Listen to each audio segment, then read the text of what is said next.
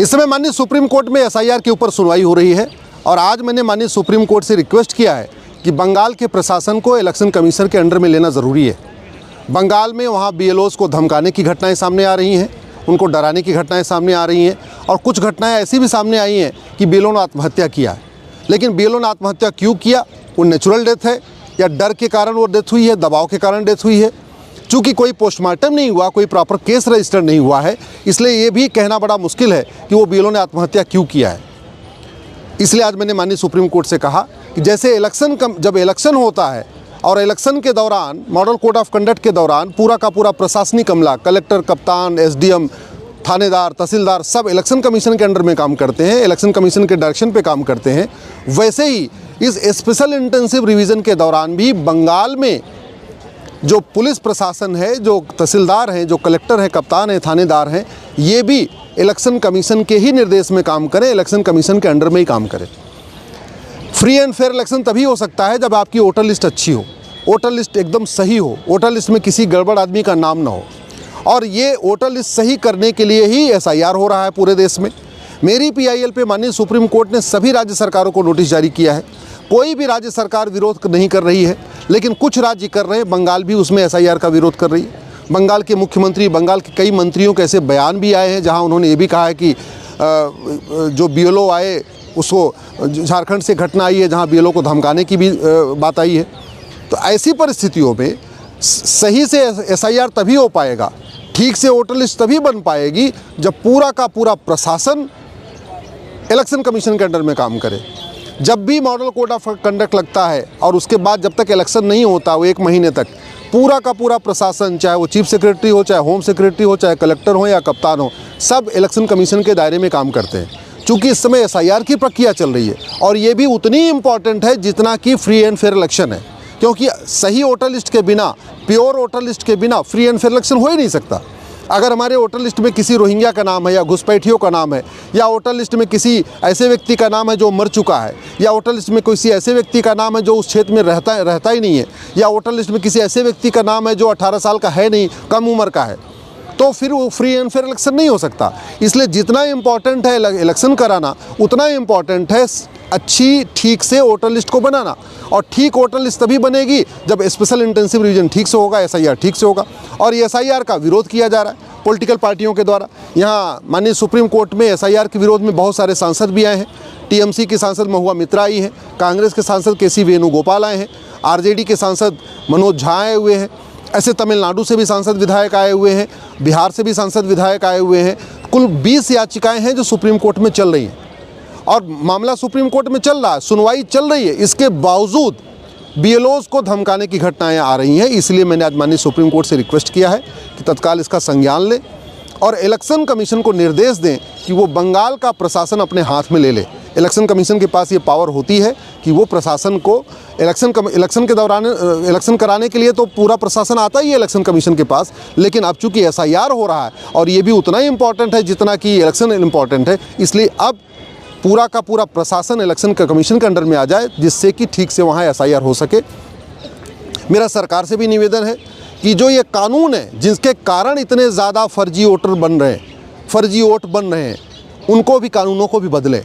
BNS में एक chapter है ऑफेंस रिलेटिंग टू इलेक्शन, लेकिन उस चैप्टर में जो धाराएं वो बहुत कमज़ोर हैं। भारत में फर्जी वोटिंग तभी रुकेगी जब फर्जी आधार बनाना और बनवाना गंभीर अपराध होगा, जघन्य अपराध होगा। चूँकि फर्जी आधार बनाना कोई जघन्य अपराध नहीं है और फर्जी आधार आराम से 2000 रुपये में कॉमन सर्विस सेंटर पे बन जा रहा है, तो ये रोहिंग्या, पाकिस्तानी, अफ़गानिस्तानी, बांग्लादेशी और कुकी आप कॉमन सर्विस सेंटर पे जाके 2000 रुपये में आधार बनवा लेते हैं। जब उनके पास एक डॉक्यूमेंट हो जाता है, फिर वो तहसील में जाके 2000 रुपये दलाल को देते हैं और वहाँ से राशन कार्ड बनवा लेते हैं। जब उनके पास 2 डॉक्यूमेंट हो जाता है, वो नगर निगम के ऑफिस में जाके, ब्लॉक के ऑफिस में जाके वहाँ फिर 2000 रुपये दलाल को देते हैं, बर्थ सर्टिफिकेट बनवा लेते हैं। जब उनके पास 3 डॉक्यूमेंट हो जाता है, फिर आरटीओ ऑफिस के दलाल को पकड़ते हैं, वहाँ 3-4 हज़ार रुपये में फिर वो ड्राइविंग लाइसेंस बनवा लेते हैं। और जब उनके पास 4 डॉक्यूमेंट हो जाता है, फिर वो किसी पार्षद और प्रधान की मदद से, किसी लोकल नेता की मदद से बीएलओ से संपर्क करके अपना नाम वोटर लिस्ट में जुड़वा लेते हैं। और एक और जो बड़ी घटना सामने दिख रही है कि बड़ी मात्रा में वो हैं बांग्लादेशी, लेकिन हिंदू नाम से अपना सारे डॉक्यूमेंट बनवा रहे हैं। रोहिंग्या भी हिंदू नाम से अपने सारे डॉक्यूमेंट बनवा रहे, सारे के सारे बांग्लादेशी भी इस समय हिंदू नाम से डॉक्यूमेंट बनवा रहे हैं, जिससे उनके ऊपर कोई शक न करे। तो ये क्या करेंगे कि एक बार सारे इनके डॉक्यूमेंट हो जाएंगे, उसके बाद 4-6 साल के बाद ये दोबारा कहेंगे हम तो धर्मांतरण करने जा रहे हैं, और वापस ये कहेंगे हम तो हिंदू धर्म छोड़ रहे हैं। एक नया खतरा और भी आ रहा है। इसलिए मेरा सरकार से निवेदन है, आधार एक्ट को बदलें और फर्जी आधार बनाने और फर्जी आधार बनवाने को जघन्य अपराध घोषित करें। सारा का सारा घुसपैठ घूस दे के होती है, और घूसखोरी का हमारा कानून जो है, भ्रष्टाचार का हमारा जो कानून है वो बहुत घटिया है, बहुत सड़ा हुआ है। ये जो तहसील पे, थाने पे और ये नगर निगम में जो दलाली हो रही है, 2-2 हज़ार में आधार बन रहा है, वो इसलिए बन रहा है क्योंकि भ्रष्टाचार कोई जघन्य अपराध नहीं है। तो भ्रष्टाचार को भी जघन्य अपराध घोषित करने के लिए कानून बनाना ज़रूरी है। फर्जी आधार, फर्जी राशन कार्ड, फर्जी ड्राइविंग लाइसेंस, फर्जी बर्थ सर्टिफिकेट, फर्जी वोटर आईडी को जघन्य अपराध घोषित करने के लिए कानून बनाना ज़रूरी है। तब जाके फर्जीवाड़ा रुकेगा, तब जाके जालसाजी रुकेगी, तब जाके जो बाहर से आ रहे हैं भारत में और 4-4, 5-5 डॉक्यूमेंट बनवाते जा रहे हैं, तब जाके वो सफल रुकेगा, और तब जाके SIR सफल होगा।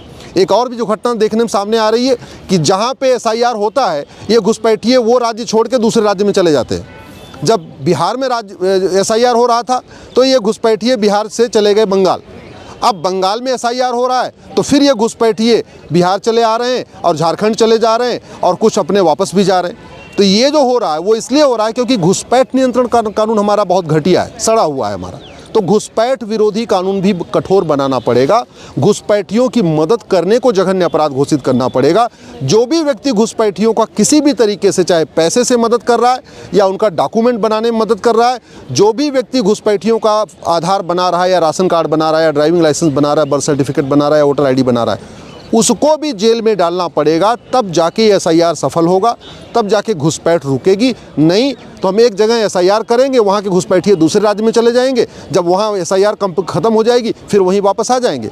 बंगाल से देखने में घटनाएं आ रही हैं कि अभी घुसपैठिए बिहार भी जा रहे हैं, झारखंड भी जा रहे हैं और वापस बांग्लादेश भी जा रहे हैं, लेकिन जैसे ही SIR कंप्लीट होगा फिर वापस आ जाएंगे, क्योंकि हमारा घुसपैठ नियंत्रण कानून जो है वो बहुत घटिया, बहुत सड़ा हुआ है। सारे डॉक्यूमेंट इसलिए बन जा रहे हैं कि चीटिंग, फ्रॉड, फोर्जरी कोई जघन्य अपराध नहीं है, फर्जी डॉक्यूमेंट बनाना और बनवाना जघन्य अपराध नहीं है, तो कागज़ भी बनता चला जा रहा है। इसलिए मेरा केंद्र सरकार से भी निवेदन है कि जो BNS में एक चैप्टर है ऑफेंस रिलेटिंग टू इलेक्शन, उसको जघन्य अपराध घोषित करें, और इलेक्शन से संबंधित जो भी व्यक्ति चीटिंग करता है, फ्रॉड करता है, फर्जी डॉक्यूमेंट बनाता है, उसमें कम से कम 10 से 20 साल की सज़ा का प्रावधान करें।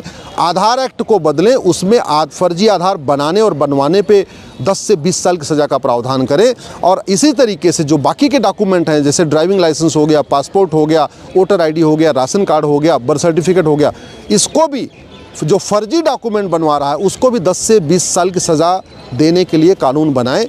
इन घुसपैठियों का narco polygraph brain mapping test करने के लिए कानून बनाएं। घुसपैठियों का पकड़े, उनको narco polygraph brain mapping test करके उनसे पूछे कि तुम्हें किसने बसाया, तुम्हें कौन लाया यहाँ पे, कौन डॉक्यूमेंट दिया।